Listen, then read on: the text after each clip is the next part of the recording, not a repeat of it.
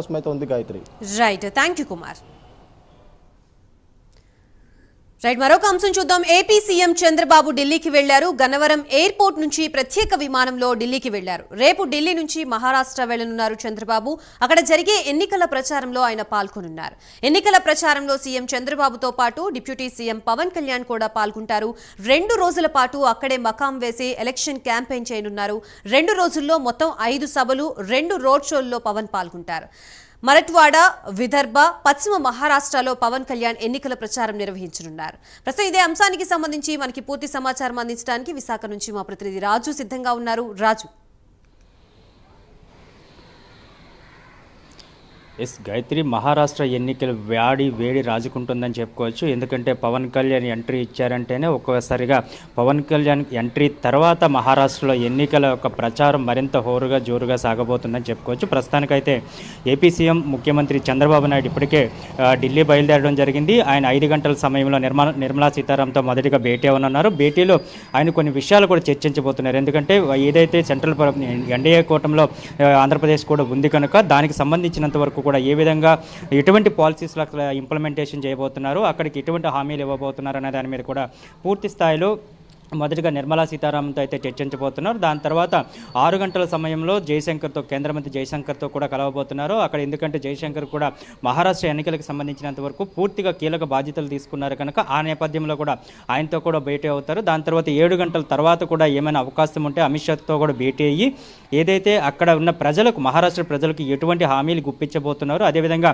ఈ గతంలో జరిగిన అభివృద్ధి ఏంటి, గతంలో ఎటువంటి ప్రభుత్వాలు ఎటువంటి హామీలు ఇచ్చి ప్రజల్ని మోసం చేశాయా, లేకపోతే ప్రజలకు ఎటువంటి హామీలు ఇచ్చి మేలు చేశాయనే దాని మీద కూడా పూర్తిగా ఒక అవగాహన తెచ్చుకోబోతున్నారు. ఇప్పటికే చూసుకునేటప్పటికీ మనం డిప్యూటీ సీఎం పవన్ కళ్యాణ్ కూడా ఢిల్లీ వెళ్ళడం జరిగింది. ఒక వారం రోజుల క్రితం అక్కడ ఢిల్లీలో అమిత్ షాతో కూడా భేటీ అయ్యారు. భేటీ అయిన తర్వాత ఒక కీలక విషయాలను కూడా తెలుసుకున్నారు. అదేవిధంగా మహారాష్ట్రకు సంబంధించినంత వరకు డిప్యూటీ సీఎం పవన్ కళ్యాణ్ ముందుగానే సమాచారం ఇచ్చారు. ఎందుకంటే అక్కడ ఎన్నికల ప్రచారంలో మీరు పాల్గొంటే ఎందుకంటే మహారాష్ట్ర అనగానే పవన్ కళ్యాణ్కి సంబంధించినంత వరకు చాలా వరకు కూడా ఫ్యాన్స్ ఉండడం జరుగుతుంది. ఆ ఫ్యాన్ బేసే కాకుండా తెలుగు ప్రజలు కూడా చాలా ఎక్కువగా ఉన్న ప్రాంతం కూడా మహారాష్ట్ర అని చెప్పుకోవచ్చు. అటువంటి నేపథ్యంలోనే ముందుగానే పవన్ కళ్యాణ్ కూడా సమాచారం ఇచ్చారు. ఆ సమాచారం మేరకు పవన్ కళ్యాణ్ కూడా ఇప్పటికే వెళ్ళి అమిత్ షాతో కూడా మీట్ అయ్యారు. దాంతోపాటు ఈ సెంట్రల్ ప్రభుత్వం గవర్నమెంట్కి సంబంధించినంత కొంతమంది పెద్దలతో కూడా మాట్లాడిన తర్వాత మహారాష్ట్ర ఎన్నికల ప్రచారం ఏ విధంగా సాగించాలి, ఏ విధంగా సాగితే బాగుంటుంది అనే దాని మీద కూడా ఒక కూలంకుషంగా ఒక నిర్ణయం అయితే తీసుకున్న పరిస్థితి కనిపిస్తుంది. ఈ రోజు చంద్రబాబు నాయుడు కూడా ఢిల్లీలో పర్యటిస్తారు. ఈ రోజంతా కూడా అక్కడున్న పెద్దలు, అదేవిధంగా కేంద్ర మంత్రులతో మాట్లాడిన తర్వాత రేపు పొద్దున్న ఢిల్లీ నుంచి ఆయనైతే నేరుగా మహారాష్ట్రకు చేరబోతున్నారు. అయితే మహారాష్ట్రకు చేరుకున్న తర్వాత ఎన్నికల ప్రచారంలో పాల్గొనబోతున్నారు. అదేవిధంగా ఇక్కడ రేపు ఉదయం ఇక్కడ నుంచి కూడా డిప్యూటీ సీఎం పవన్ కళ్యాణ్ కూడా మహారాష్ట్రకు చేరబోతున్నారు. చేరుకున్న తర్వాత అక్కడ మటర్వాడ, అదేవిధంగా విదర్భ నుంచి పశ్చిమ మహారాష్ట్రకు సంబంధించినంత వరకు మొత్తం 5 రోడ్ షోలను, 2 భారీ బహిరంగ సభల్లో కూడా ఆయన అయితే పాల్గొనబోతున్నారు. అయితే ఇక్కడ చంద్రబాబు అదేవిధంగా పవన్ కళ్యాణ్ మొత్తం ఏపీ నుంచి వీళ్ళిద్దరు కూడా రిప్రజెంట్ చేయడంతో మొత్తం ఒక్కసారిగా కూడా మొత్తం ఏదైతే భారతదేశం వ్యాప్తంగా కూడా మహారాష్ట్ర ఎన్నికలపై అయితే చూపు పడింది అని చెప్పుకోవచ్చు. ఎందుకంటే ఇప్పటి వరకు కూడా పవన్ కళ్యాణ్, చంద్రబాబు విడివిడిగా చాలా సందర్భాల్లో ప్రచారాలు కొనసాగించారు. ఒక ఏపీలో మాత్రమే సాధ్యమైంది. ఎందుకంటే కూటమి ప్రభుత్వం ఏర్పాటైన తర్వాత, మొత్తం కూటమిగా ఏర్పాటైన తర్వాత గత ఎన్నికల్లో ఏదైతే కూటమి ప్రభుత్వం ఏపీలో ఘన విజయం సాధించింది, ఆ ఘన విజయం సాధించడానికి గల కారణాలు ఏంటనేది కూడా చాలా స్పష్టంగా అర్థమవుతుంది. ఎందుకంటే ఒకవైపు పవన్ కళ్యాణ్ ఏ విధంగా అయితే ప్రజల్లోకి తన భావాలని, అదేవిధంగా పార్టీ ఏదనుకుంటుందో దాన్ని ఎంత బలంగా తీసుకెళ్లగలిగారని తెలిసే, మరో విధంగా ఒక విజన్ కలిగిన నాయకుడిగా చంద్రబాబు కూడా ఏ విధంగా ప్రభుత్వం ఇస్తున్న పథకాలని, అదేవిధంగా సూపర్ 6 లాంటి అంశాన్ని కూడా ఏ విధంగా ప్రజల్లోకి ఇంజెక్ట్ చేయగలిగారు అనేది కేంద్రం చాలా బలంగానే విశ్వసించింది. దానికి తగ్గట్టుగానే ఇద్దరిని కూడా ఈసారి మహారాష్ట్ర ఎన్నికల్లో కూడా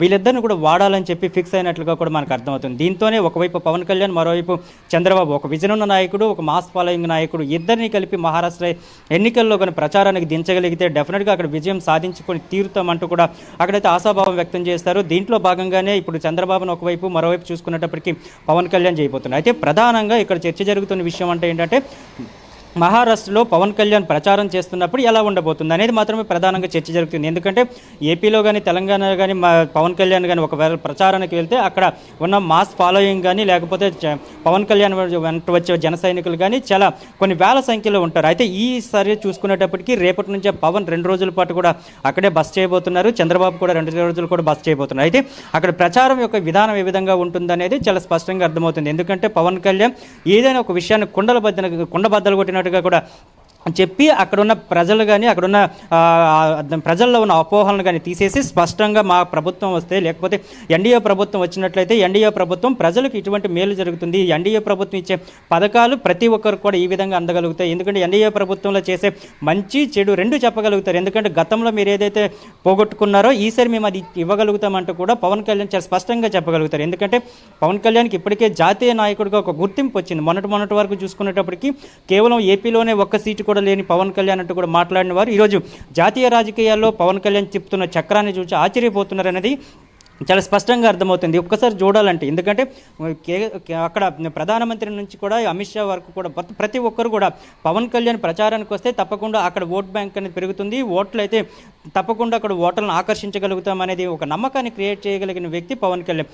అదే పవన్ కళ్యాణ్కి సంబంధించి ఈరోజు మహారాష్ట్ర ఎన్నికల్లో కూడా ఒక ఆయుధంగా వాడబోతున్నారనేది చాలా దీనికి సంబంధించినంత వరకు పార్టీ నాయకులు అదేవిధంగా జన సైనికులు వీరమహిళలు వీళ్ళందరూ కూడా చాలామంది కూడా ఆనందం వ్యక్తం చేస్తున్న పరిస్థితి కనిపిస్తుంది. ఎందుకంటే ఇప్పటి వరకు ఏపీ రాష్ట్రానికి సంబంధించి ఒక ప్రభుత్వంకి సంబంధించి కూడా డిప్యూటీ సీఎంగా వ్యవహరిస్తున్న పవన్ కళ్యాణ్ మరింత ఎత్తుకు ఎదిగి ఎన్డీఏ ప్రభుత్వం భాగస్వామిగా ఉన్న తర్వాత మొత్తం అన్ని రాష్ట్రాల్లో కూడా ప్రచారానికి ఉపయోగించుకుంటున్నారు. అంటే పవన్ యొక్క చరిష్మా కేవలం ఆంధ్రప్రదేశ్ రాష్ట్రానికో లేకపోతే తెలంగాణకో పరిమితం కాదు, మొత్తం భారతదేశంలోని అన్ని రాష్ట్రాల్లో కూడా పవన్ కళ్యాణ్ యొక్క ప్రభావం ఉంటుంది అనేది కూడా చాలా స్పష్టమైంది. దీంట్లో భాగంగానే ఈరోజు తీసుకెళ్లేటప్పటికీ పవన్ కళ్యాణ్ మహారాష్ట్ర ఎన్నికల్లో మొత్తం ఒక ఆయుధంగా వాడుతున్నారని చెప్పుకోవచ్చు. ఎందుకంటే 2 రోజుల పాటు కూడా మొత్తం 5 రోడ్ షోలు ఉండబోతున్నాయి. ఒక్క రోడ్ షోకు చూసుకునేటప్పటికీ కొన్ని లక్షల్లో అయితే మాత్రం ఇప్పటికే జనాలు వస్తారంటూ కూడా ఆశిస్తున్నారు. దీనికి తగ్గట్టుగానే అక్కడున్న సెక్యూరిటీని కానీ అక్కడంతా కూడా ఏర్పాటు చేయడం జరిగింది. దానికి తగ్గట్టుగానే ఇక్కడి నుంచి కూడా పవన్కి ఏదైతే పర్సనల్ సెక్యూరిటీ ఉంటుందో ప్రభుత్వం కల్పించిన సెక్యూరిటీ ఉంటుందో దాంతోపాటు ప్రైవేట్ సెక్యూరిటీని కూడా కొంత ఇక్కడి నుంచి అయితే తీసుకెళ్ళడం జరుగుతుంది. ఎందుకంటే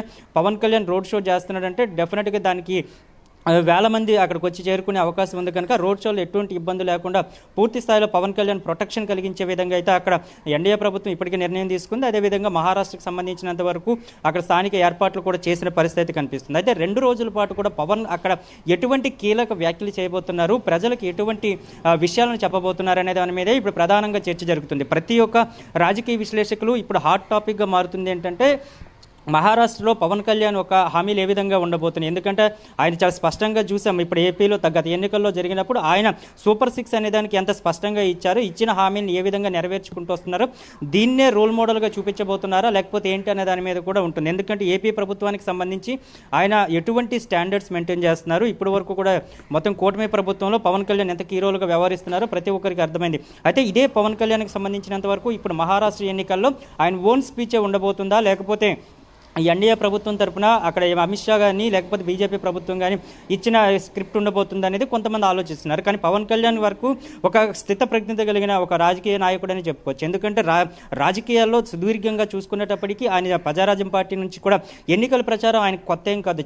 ప్రజారాజ్యం పార్టీలో ఎన్నికల ప్రచారంలో ఉన్నారు. దాని తర్వాత ఇప్పుడు వచ్చిన జనసేన పార్టీకి సంబంధించి కూడా ఎన్నికల ప్రచారంలో దాదాపుగా 3 పర్యాయాలు కూడా ఆయన ఎన్నికల ప్రచారం చేసిన పరిస్థితి కనిపిస్తుంది. అదే కాకుండా ఓన్గా చేశారు. మొన్న కూటమి ప్రభుత్వానికి సంబంధించి కూడా కూటమిలో కూడా ఆయన ప్రచారం చేశారు. అయితే ప్రతిసారి కూడా ఆయన ఒక ప్రచారం చేసేటప్పుడు ఈ యొక్క ఏదైతే రాజకీయ పరిపక్వత ఏదైతే ఉంటుందో దాన్ని ప్రతిసారి కూడా మెరుగుపరుచుకుంటూ వస్తున్నారు. ఎందుకంటే గతంలో కేవలం పవన్ కళ్యాణ్ ఊగిపోయి మాట్లాడు, కానీ ఇప్పుడు పవన్ కళ్యాణ్ ఊగిపోయి మాట్లాడడం కాదు, ఎదురుగా ఉన్న ఓటర్ని ఊగించే విధంగా మాట్లాడతారు. ఎందుకంటే చాలా స్పష్టంగా మాట్లాడతారు, కట్టి కొట్టి తెచ్చేటట్లే ఉంటుంది ఆయన వర్డ్స్ అన్ని కూడా. ఎందుకంటే రాజకీయాలంటే కేవలం మన అవసరాల కోసం కాదు, రాజకీయం అంటే ప్రజల కోసం చేయాలి, ప్రజల యొక్క బాగోగుల కోసం చేయాలి, ప్రజల యొక్క ఆస్తులు కాపాడడం కోసం, మానవ ప్రాణాలు కాపాడడం కోసం చేయాలంటూ కూడా పవన్ కళ్యాణ్ చాలా స్పష్టంగా చెప్తారు. అది కాకుండా ఆయన హైందవ ధర్మం కోసం కూడా ఎత్తుకున్నారు. మహారాష్ట్రకు సంబంధించినంత వరకు కూడా హిందుత్వం చాలా ఎక్కువగానే ఉంటుంది కనుక హైందవ ధర్మానికి సంబంధించి కూడా పవన్ కళ్యాణ్ యొక్క స్పీచ్ ఇప్పుడు ప్రపంచవ్యాప్తంగా చూస్తుంది. ఎందుకంటే ఒక విషయాన్ని పవన్ కళ్యాణ్ పట్టుకున్నారంటే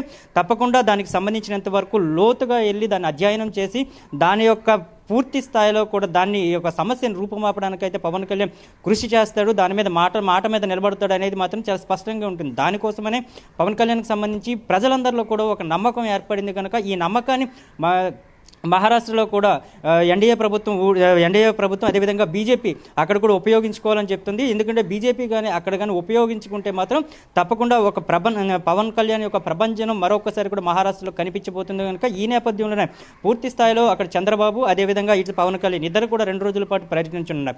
ఈ పర్యటనలో చంద్రబాబు ఎటువంటి అంశాలను అక్కడ లేవనెత్తనున్నారు, ఎటువంటి విషయాలను అక్కడ ప్రజలకు కన్వే చేయనున్నారు అనేది చాలా ఆసక్తికరంగా మారింది. మరో విషయంలో చూసుకునేటప్పటికి కూడా పవన్ కళ్యాణ్కి సంబంధించినంత వరకు ఇప్పుడు అక్కడ బీజేపీ ప్రభుత్వం ఎటువంటి అంశాలను ప్రవేశపెట్టబడుతుంది, ఇది ఏ విధంగా ఇవ్వబోతున్నారు అనే దాని మీద కూడా పూర్తిగా కూడా ఆయన చెప్పబోతున్నారు. కనుక మొత్తానికి ఏదైనా సరే మహారాష్ట్ర ఎన్నికలకు సంబంధించి ఇటు పవన్ కళ్యాణ్ అటు చంద్రబాబు పర్యటన చాలా హాట్ టాపిక్గా మారిందని మాత్రం మనం చెప్పుకోవచ్చు గాయత్రి. రైట్, థ్యాంక్ యూ రాజు. మరొక అంశం చూద్దాం.